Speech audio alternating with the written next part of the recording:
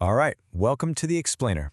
Today we've got a really beautiful Christmas story for you, and it's set right in the heart of the French Quarter. It's a tale about a mysterious musician and the incredible lives he touches. So, picture this. It's Christmas Eve. The French Quarter is absolutely glowing, buzzing with tourists, music spilling out of every doorway. It's a city that's this perfect, chaotic blend of jazz, ghosts, laughter, and a little bit of longing. But away from all that noise, tucked into a small courtyard, a different kind of music is melting through the air like warm honey. This is the turf of a very mysterious figure, someone who only shows up once a year, a man known simply as the Mr. Midnight. So who is this guy? I mean, really? Well, he's an elderly gentleman who sits on a bench under a magnolia tree. He's not a flashy performer, not at all. His music, it's something else. It kind of slips into the cracks of your soul, soothing these places you didn't even know were hurting. And on this night, his melodies are destined for three very specific people. Okay, so our first story kicks off with a song for a healer. The first person to hear that trumpet is a woman named Claire. She's a nurse, and she is just completely drained after a monster 14-hour shift. And as she's walking through the courtyard, it's like he sees right through her. He notices this weight in her walk, and he says this line that just stops her dead in her tracks. He tells her she's carrying other people's pain like borrowed luggage. Wow. And just like that, without one single observation, the floodgates open.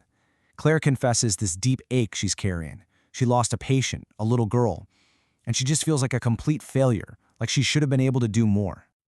And Mr. Midnight's response here is just so profound. He doesn't offer some cheap comfort. No, instead, he completely reframes her grief. He tells her it's not a failure. It's an act of profound care. That sometimes the real miracle isn't saving a life. It's keeping another heart from completely shattering. What a perspective. And then he says, this one is for healing. And he plays this soft, warm melody just for her. And the music, it's like a warm blanket. It just lifts that ache right off her shoulders and gives her the permission she needs to finally rest. All right, so the music now finds its next soul. This time it's Jaden, a 17-year-old kid who's run away from home. He's scared, he's alone, he just had a huge fight with his father. He gets drawn into the courtyard by what he calls real music. Not the chaos coming from the clubs. And Mr. Midnight sees him right away. He offers him some warmth and, maybe just as importantly, a warm beignet from a paper bag. A little bit of kindness. And it doesn't take long for Jaden to open up. He's convinced he has broken his relationship with his father for good. He's carrying these heavy words from his dad, who called him selfish, and he's starting to believe it's true. And again, here comes Mr. Midnight with this whole new way of looking at things. He suggests that his father's anger, it wasn't coming from a lack of love, it was coming from fear. The fear a parent feels when they see their own mistakes reflected back at them in their kids? So he says, this tune here is for coming home. And he plays this hopeful, jazzy melody that just unravels that knot of shame inside the boy. It's not a song that judges him, it's a song of return. And it gives him the courage he needs to go back. So, just before the clock strikes midnight, one last listener shows up. This is Reverend Alphonse Carter. He's a retired jazz pianist, but his own music, well, it went silent a long time ago, right after his wife passed away. Yeah, a deep silence has fallen over Alfonso's life. Turns out, he and Mr. Midnight are old friends. They used to play together decades ago. But now, you can see the contrast, right? Back then, his heart was full of music. Now, it's just dimmed by grief.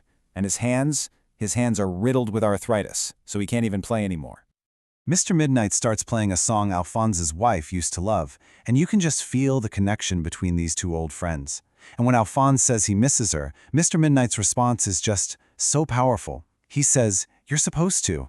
Missing someone is proof you were blessed. It's not a burden, it's proof of love. So here's the thing. Alphonse wants to play so badly, but his body just won't cooperate. But Mr. Midnight? Well, he has a very different idea of what it means to make music. So he starts to play his trumpet, right? But he leaves these deliberate pauses, these empty spaces where the piano should be. And he invites Alphonse to play a solo, but without an instrument. He tells him to use his voice to fill in the gaps. And Alphonse does. He starts humming the notes, his voice is raw, it's imperfect, but it's absolutely beautiful. And just like that, they're making music together again. Okay, so before we get to the big reveal, let's just take a step back and look at what we've just seen. For Claire, for Jaden, and for Alphonse, this mysterious trumpeter is so much more than just a musician, right? He's a healer. He gives each of them exactly what they need: healing, forgiveness, hope, memory, all through his song. So after his 3 visitors have all left, each one of them feeling lighter, more whole than when they arrived, the trumpeter finally, carefully, packs away his instrument. His work for the night is done.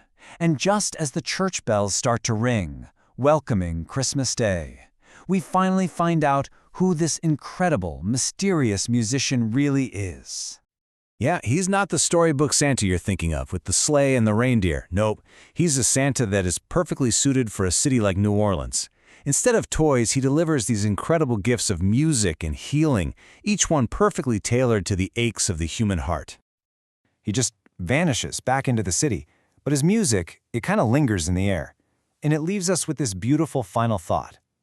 What if, on a quiet night, you listen really closely?